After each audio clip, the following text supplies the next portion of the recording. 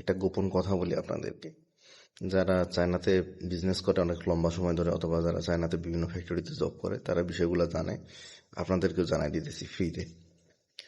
সেটা হচ্ছে, আমাদের দেশে হোক অথবা বিভিন্ন দেশে, আমরা বাংলা ভাষার পাশাপাশি যারা থাকি, তাদের ভিতরে একটা ট্রেন্ড দেখা যায় বা একটা জিনিস খেয়াল করা যায় যে চাইনিজ প্রোডাক্ট তো বেশি দিন টিকে না।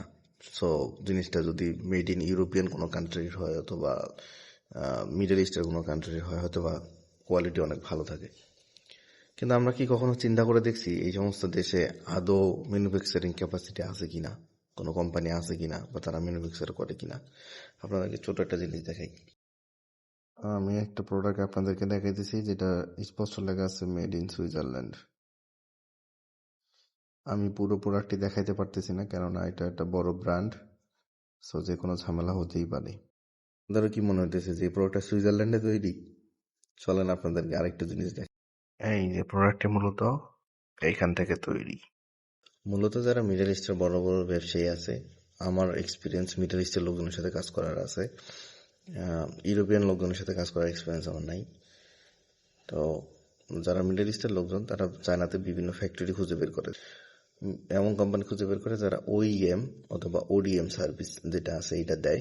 অর্থাৎ আপনার প্রোডাক্ট চায়নাতে ম্যানুফ্যাকচারিং হবে, কিন্তু ব্র্যান্ডিং হবে আপনার কোম্পানির নামে। তো এই ধরনের সার্ভিস যারা দেয়, তাদের কাছ থেকে তারা হিউজ কোয়ান্টিটিতে প্রোডাক্ট বানায় নেয়, নিয়ে তারপর নিজেদের দেশে গিয়ে নিজেদের মতো করে সেল করে।